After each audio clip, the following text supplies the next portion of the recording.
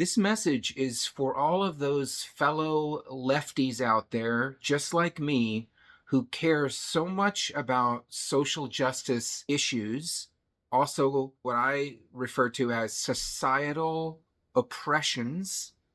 It's the way that groups of people are mistreated because they are a member of that group. And so historically in America, Black people were mistreated as Black people, and we call that mistreatment racism. Where women were mistreated because they were women, and we call that mistreatment sexism. Pretty much any group of people you look at, no matter how you slice the pie of humanity, including men, there's ways that they are mistreated by society. They are treated in a way that is not really in alignment with our true nature, with our true being. So men, for example, historically got the message that it wasn't okay for them to have feelings. And that's a damaging message for a being that has feelings. Okay, so if you have feelings and it's natural for you to have feelings, but the message you're getting from society over and over is that it's not okay for you to have feelings, then that actually damages you.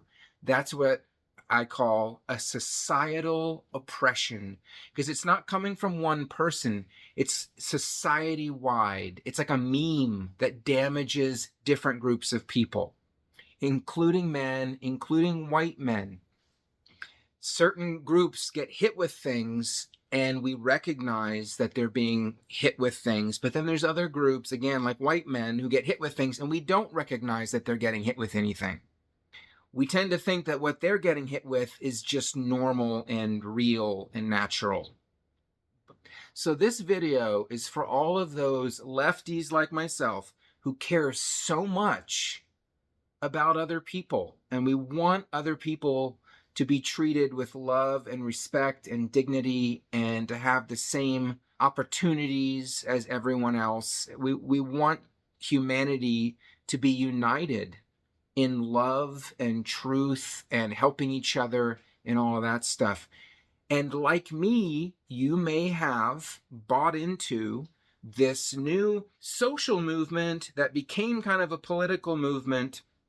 I don't know what the official appropriate term is for it. I don't know what we're supposed to call it.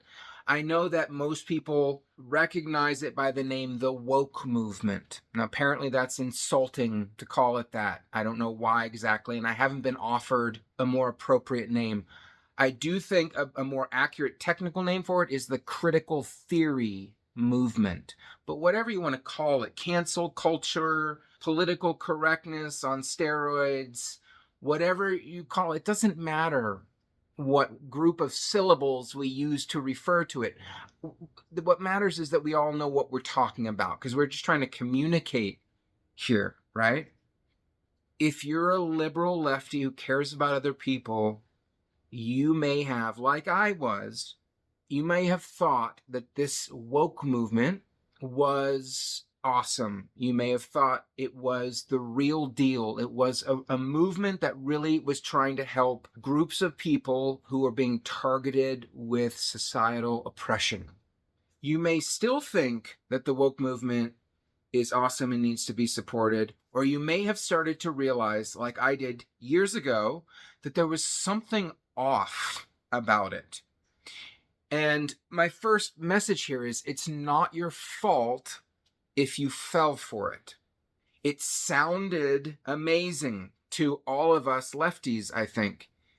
It sounded like it was promoting an ideology that we all have been fighting for years, or in my case, for about 30 years. And in my case also, spending real time on social justice issues, devoting real evenings where I get in my car and drive somewhere and spend the evening learning about it and working on myself in relation to it, or spending actual weekends at it and talking to other people about it, standing up in front of dozens of people, sometimes hundreds of people, and speaking out about it, teaching about it. So I've been really involved in it.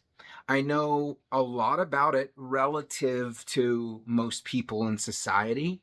I care about it as much as anybody cares about it.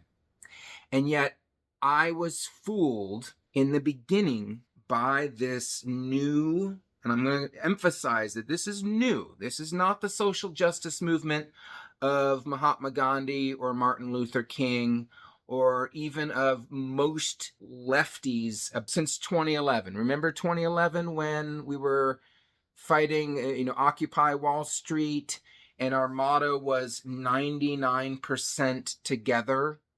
It was about all of us coming together. Well, the woke movement's not about all of us coming together, is it? It's about accentuating our differences, and it's about breaking us up into groups. It's about punishing people who are perceived to have more privilege based on external characteristics and giving extra privilege to people who are perceived as not having as much. So there's a whole thing we could get into, but I'm not going to get into the weeds right now.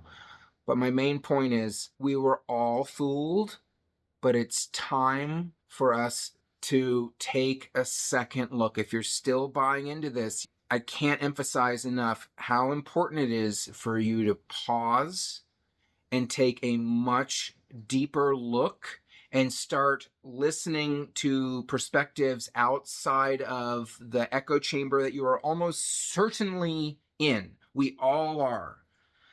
The nature of the news these days, the nature of social media, the nature of the internet is such that it puts us into stovepipes or silos of information, and we do not hear anything outside of our particular echo chamber, is another metaphor. And so we're not getting the whole story. And if we don't have the whole story, we don't have the truth. Truth is so important right now. Democracy and freedom cannot survive without truth. Having a free and open society leaves us incredibly vulnerable in certain ways, and the only way to protect ourselves in a free and open society is by having access to accurate information, also called truth. And that is being taken away from us. It has been for many years. On steroids, it's being taken away from us. And that's why our society is literally breaking down right now. And we've never experienced so much division. We've never experienced people having such radically different views on what's actually happening, because we're getting different stories about what's actually happening. And so that's why we can't really seem to come together and work things out like we used to. So I'm making this video because I want to save the left. We need a left, a healthy left, not just any old left. We need a healthy left that's operating based on accurate information. That's what I would call a healthy left. We have to have accurate information, and then we have to know what to do with it. We have to take that information, act on it in a healthy way. Healthy, another word for it is loving, inclusive, and based on accurate information. So I want to save the left. I think a left is indispensable to a healthy society. And here's where I might challenge some of you.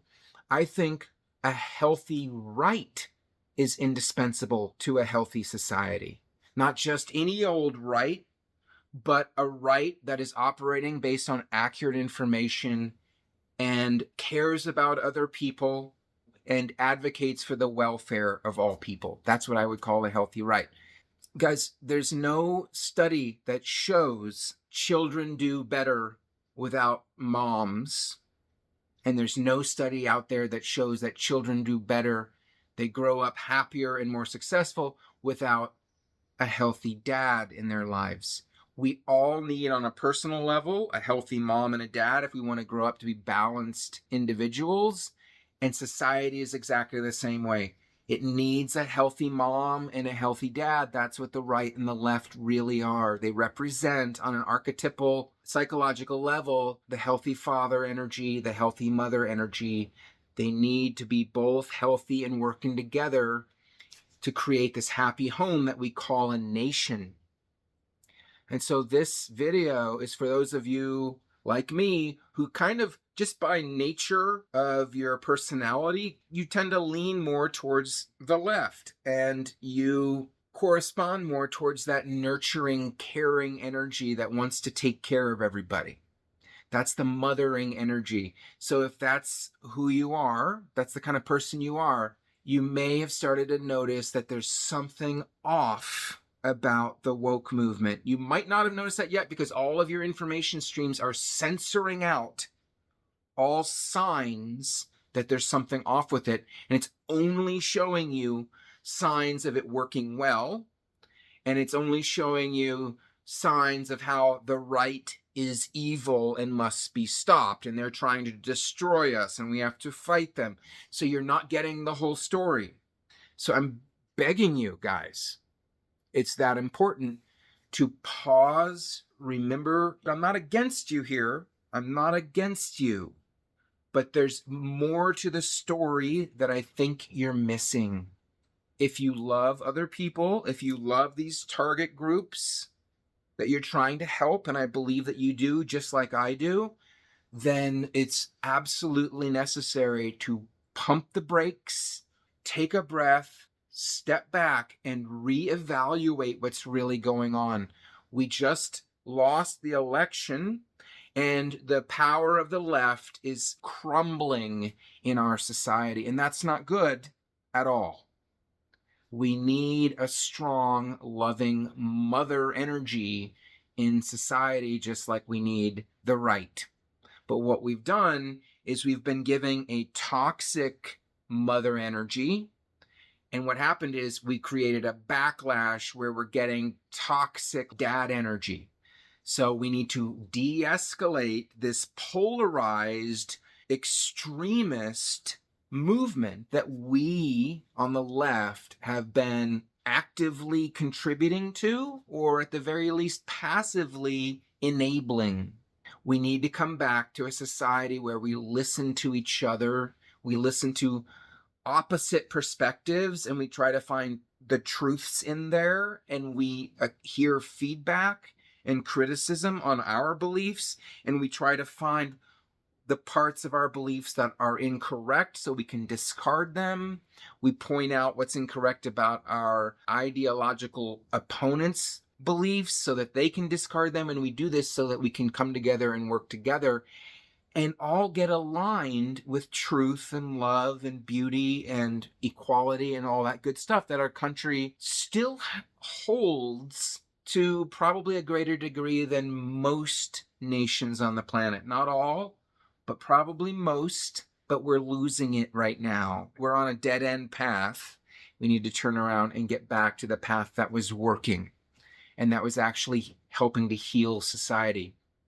There are forces working against us doing that. There are forces that don't want us to turn around, come back into our heart, recognize our fellow law-abiding citizens as our neighbors and friends and co-workers and family, instead of seeing them as enemies. There are forces that don't want us to do that, because seeing everyone as an enemy divides us, it isolates us, it weakens us, it puts us in a fear state, and then we're very easy to manipulate. So there are people who try to steer the whole nation, the whole planet, in directions that serve their personal interests rather than the common good. You know, they're like Bond villains, and they have to be stopped. But guys, it doesn't matter how wealthy they are.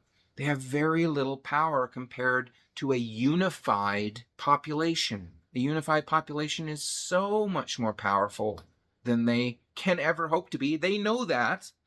They're terrified of a unified population. That's their biggest fear. That's their kryptonite. So they do everything they can to keep us disunified. Before I close this video, I want to tell you a true story about the way that this new pseudo social justice movement destroyed a beautiful progressive school that I used to work at. This school had been in place since the 70s. It was an amazing place run by Quakers, super liberal. The boys there were free to wear dresses, and they did if they felt like it.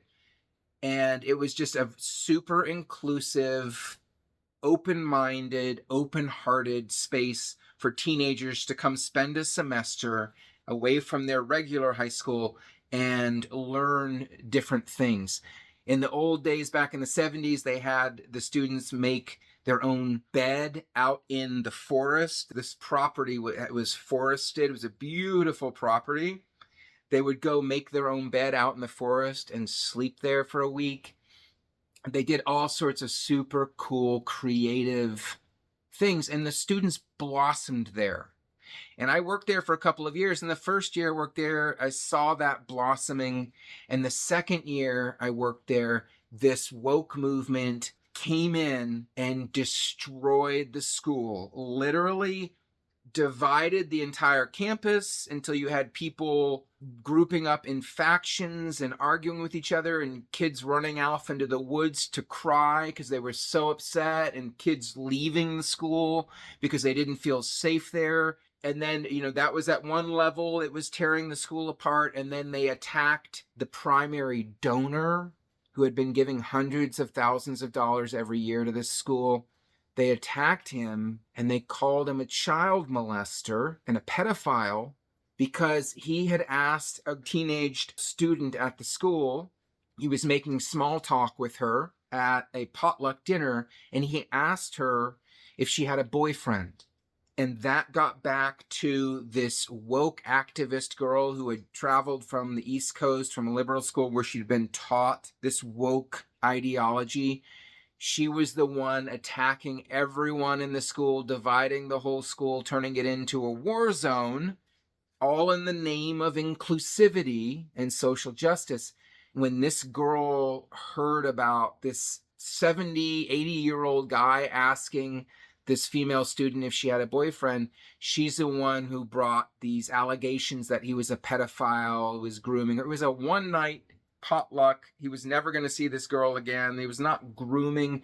This is just what people of his generation ask teenagers or say to teenagers. When I was growing up in the 80s, every single one of my mom's friends would, whenever they were introduced to me, in the course of making small talk with me, they would ask me if I had a girlfriend. Every adult asked me that growing up in the 70s and in the 80s. This is just what people of that generation asked you. It never even occurred to them that question could be taken as grooming for a pedophile. That would have never occurred to them. To them, that was a totally innocent question. Just like if your grandfather asks you, so you got a girlfriend or a boyfriend? So that's what this guy did. He asked this teen student in a room that was right next to 20, 30, 40 people all eating dinner. It made the girl uncomfortable, and I understand why it would make a girl uncomfortable, especially a girl of the modern generation who's not as used to hearing that question. But then this other student and counselor at the school just went on the warpath, tried to get the schoolmaster fired, brought allegations of child abuse to this guy. This guy was horrified. He stopped, of course, funding the school, stopped giving almost $1 million every year to this school, and it was forced to shut down. And something beautiful was gone. Something beautiful that had been there for 30 years, making a real difference in these young people's lives year after year. And it was just gone, destroyed by this well-intentioned but deeply confused and misled young woman counselor who was a student also. Guys, that's what the woke movement has been doing to our entire country. It has been doing it in high schools, elementary schools, in corporate boardrooms, in businesses, in politics, in universities. It is doing that's just a nutshell, my little story. And by the way, this was before the woke movement was even a word. I didn't even know what this was when it happened. It affected me too. This woman attacked me, claimed I'd written an email I hadn't written, and overnight, 30 teenage students who I had an awesome connection with, I was there to support them, I cared about them. Overnight, they not only stopped talking to me, they wouldn't make eye contact with me. I became outcast because this woman claimed I'd written an email that I did not write. That was my first direct experience of this new toxic version of a social justice movement. It has nothing to do with a true, genuine healing movement. We didn't have a name for it back then. I can remember talking to another friend of mine who had also dedicated a lot of her life. She's a white woman who spent a lot of time fighting against racism and sexism and all that stuff. She'd spent real time in the trenches with it. And that's despite the fact that she grew up in a predominantly Native American school. She was one of the only white people there, and she was beaten up about once a week. She experienced prolonged and extreme, not just emotional bullying, but physically violent bullying for years. And she has deep PTSD and trauma from being attacked by these Native American kids, who of course were themselves traumatized. But despite that experience, she came out of that fighting against racism and wanting to bring healing to this kind of trauma in our society. I remember talking to her once about it, and we didn't know what to call it. We were like, yeah, there seems to be this new movement, and it's super aggressive, and it attacks people instead of promoting healing and unity. It's promoting division, and it's creating trauma, and it's teaching these certain groups that they're permanent victims and that they need to attack these other groups. And I remember her saying at one point, she's like, yeah, I think it's called call out culture, because they call everyone out super aggressively on like how bad they are. It's like we didn't even know what it was called. That, a couple of years later, it went prime time. It went right into the Democratic Party. It somehow got funded and promoted by a hidden but very powerful and well-resourced group who pushed it into it no longer just isolated to liberal universities, but it got pushed into everywhere in our society. And it created massive backlash. And guys, the backlash was justified. If you don't realize that it was justified, then again, you're in a silo that is not telling you the whole story. Don't take my word for it. If you can't tell that I'm someone who genuinely cares about this and genuinely knows about this, if you can't tell, or even if you can tell, but there's a chance that I might be misguided, and there is a chance that I'm misguided. There's a chance that I'm wrong about what I'm saying. Please confirm it for yourself, but you can't confirm it from within the same echo chamber you're already in that's hiding the full story from you. You have to get out of that thing as fast as you can and start looking for information, searching for it. It's not hard to find. Trick the internet into thinking, trick YouTube into thinking that you are a conservative, and it will start showing you the other half of the story that you're missing right now. And by the way, conservatives need to do that too. Conservatives need to trick YouTube or some other internet outlet into thinking that they are liberal, so that the internet will go, oh, this is a liberal. Let's start feeding them only liberal perspectives. And then you'll start hearing all this other stuff that you weren't being told by your current echo chamber. Right and left, We have to work together. We're the same people, same species, same citizens. If we were talking in America, I mean, this is actually happening in all Western progressive democracies, all under attack in the same way. But I'm mainly talking to Americans because that's where I live and that's what I know the most. We're the same people. We have to come back together, or else we will lose what we have here. And what we have is not trivial.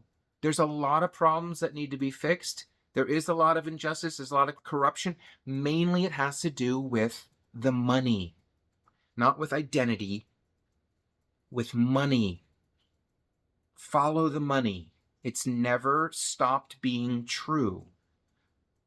Economic injustice is the main problem for all people right now.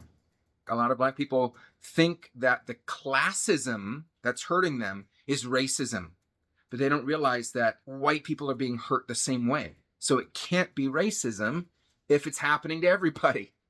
It's classism.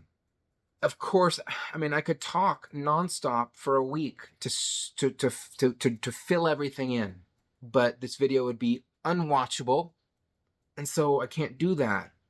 I just want to put a spark into your curiosity and to hopefully catch it aflame again, so that you start stepping back and double checking and seeing if there's any truth to some of these crazy sounding claims. See if there's any truth to them. There is truth to a lot of them. I care about you. I care about America. I care about all of us, every single one of us. I don't care what your skin color is, or what you got between your legs, or where you like to get your orgasms from, and so on. I care about people being hurt, and I know that certain groups are being hurt in certain ways specific to being in that group, and other people aren't being hurt in that same way. The only way out of this is through our heart and through finding accurate information. Truth and love. Democracy will die without those two things.